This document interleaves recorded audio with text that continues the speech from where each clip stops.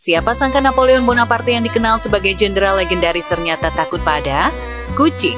Atau bahwa tinggi badannya bukanlah seperti yang selama ini kita percayai. Di balik reputasinya sebagai penakluk Eropa, tersimpan fakta-fakta tak terduga yang jarang diketahui banyak orang. Penasaran dengan rahasia mengejutkan sang kaisar? Inilah 7 fakta tak terduga tentang Napoleon Bonaparte yang akan mengubah cara pandangmu tentang sosok ikonik ini. Napoleon Bonaparte, seorang tokoh sejarah terkenal, menaklukkan hampir seluruh Eropa.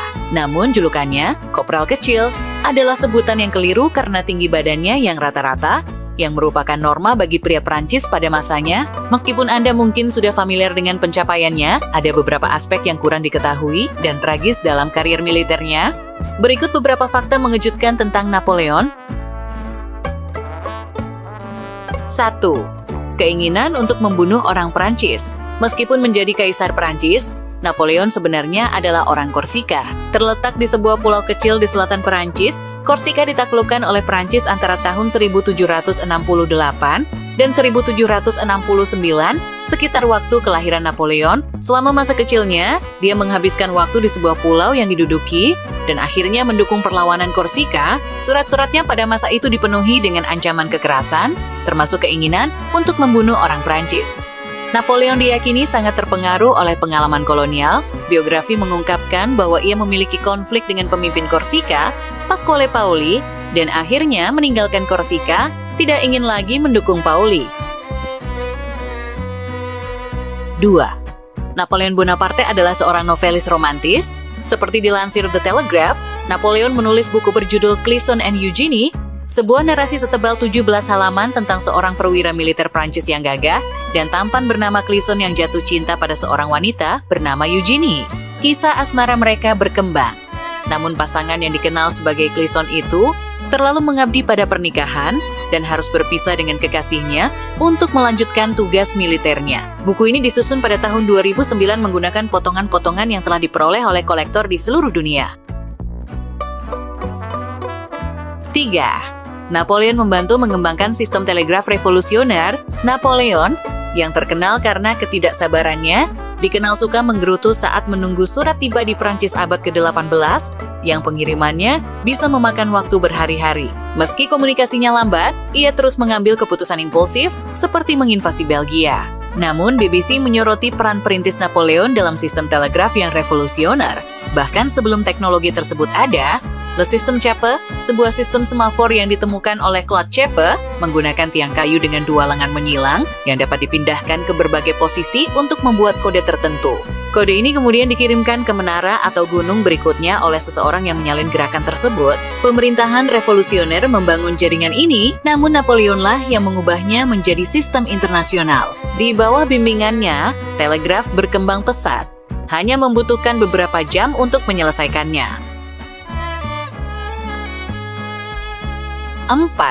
Rusia bukanlah satu-satunya kekalahan militer Napoleon yang meluluhlantahkan Prancis. Invasi Napoleon ke Rusia pada tahun 1812 adalah kisah yang tragis. Dari sekitar 600.000 tentara Prancis yang menyerang Moskow, hanya sebagian kecil, kurang dari 100.000, yang selamat dari kondisi brutal tersebut. Sisanya tewas dalam penderitaan yang luar biasa, menyerah pada suhu dingin yang ekstrim, kelaparan, dan serangan tanpa henti dari tentara Rusia yang menggunakan tembakan meriam. Pada saat itu, Napoleon telah dikalahkan dalam berbagai pertempuran. Kemunduran signifikan lainnya terjadi pada tahun 1802 ketika Napoleon mengirim pasukan Perancis untuk merebut kembali koloni pemberontak Haiti yang sebelumnya dikenal sebagai Saint-Domingue. Tujuannya adalah untuk mengembalikan perbudakan.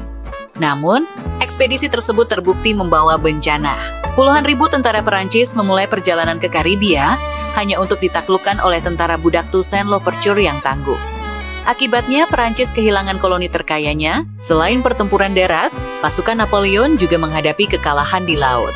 Pertempuran Trafalgar yang penting pada tahun 1805 menandai pukulan telak bagi Angkatan Laut Prancis, dengan Laksamana Horatio Nelson dengan tegas melenyapkan armada Prancis tanpa satupun kapal Inggris mengalami kerusakan. Selain itu, Perang Semenanjung Napoleon melawan Spanyol yang dilancarkan hampir 2 tahun setelah Trafalgar mengakibatkan kegagalan lebih dari 110.000 tentara Prancis dalam mengalahkan sekelompok petani Spanyol. 5. Napoleon mengundang budak Haiti yang merdeka untuk membantunya menyerang Amerika. Thomas Jefferson mengakuisisi Louisiana dari Perancis dengan harga yang relatif rendah karena kerugian besar Napoleon akibat Revolusi Haiti. Sebagaimana dijelaskan oleh Slade, Revolusi Haiti merupakan tantangan bagi Perancis sejak tahun 1791. Meskipun demikian, pada tahun 1802, pemimpin Haiti Toussaint Louverture tetap netral terhadap usulan Prancis untuk bergabung dengan Kekaisaran Prancis. Namun, rencana simultan Napoleon untuk mengundang budak Haiti yang bebas untuk menaklukkan Amerika ditolak. Pada akhirnya, Napoleon mengirim pasukan ke Haiti dan Louisiana. Sayangnya, Louverture terbukti menjadi ahli strategi militer yang luar biasa, dan tentara Prancis yang dikirim ke Haiti dianggap tidak efektif. Akibatnya tentara yang ditakdirkan ke Louisiana dialihkan untuk membantu tentara di Haiti, namun mereka juga dikalahkan.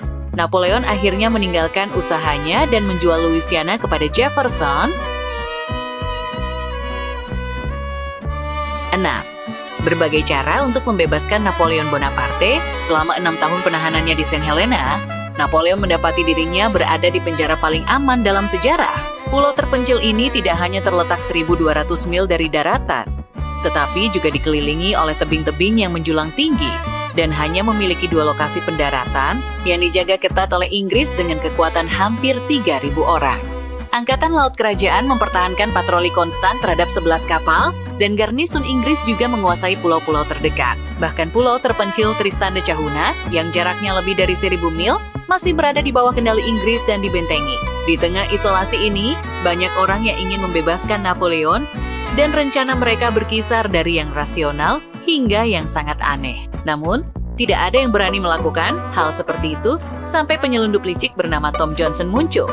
Johnson ditawari hadiah besar 626 juta yang membuatnya tertarik untuk melakukan tugas berani membebaskan Napoleon dengan kapal selam. Sebagaimana dicatat dengan tepat oleh Smithsonian, upaya ini penuh dengan tantangan. Kapal selam praktis masih dalam tahap awal, dan Johnson terpaksa merancang sendiri. Rencananya adalah muncul ke permukaan air pada malam hari, menggunakan sabuk mekanis untuk menurunkan Napoleon, dan kemudian membawanya kembali ke Eropa. Sejauh mana skema Johnson masih dirahasiakan, namun pada akhirnya terbukti tidak berhasil. Napoleon sendiri tetap teguh pada penolakannya untuk meninggalkan St. Petersburg dan Pulau San Helena. 7. Napoleon dianggap sebagai pahlawan di Slovenia. Secara resmi, reputasi Napoleon tidak baik. Faktanya, seperti dilansir laman Newsweek, sekolah-sekolah di Prancis hampir tidak mengajarkan tentang sejarah Napoleon. Namun ada satu negara Eropa di mana hampir semua orang setuju bahwa Napoleon adalah pahlawan Slovenia. Slovenia pernah menjadi bagian dari Yugoslavia dan sekarang dikenal karena konflik yang sedang berlangsung dengan negara besar Slovakia. Pada tahun 1809, Napoleon mengalahkan Austria dan mengubah provinsi Slovenia dikenal sebagai Carniola menjadi salah satu provinsi Iliria yang otonom, menjadikan Ljubljana sebagai ibu kotanya. Selama pemerintahan Austria, bahasa Slovenia ditindas. Ketika Napoleon tiba, dia mendirikan pemerintahan lokal, mengizinkan masyarakatnya berbicara bahasa Slovenia, dan menjamin keamanan mereka jika Austria berusaha merebut kembali wilayah tersebut. Sayangnya, Slovenia, Carniola ditaklukkan kembali oleh Austria pada tahun 1813, dan pada saat itu Napoleon telah meninggalkan wilayah tersebut. Namun demikian, pengaruh Napoleon terhadap budaya Slovenia sangat besar,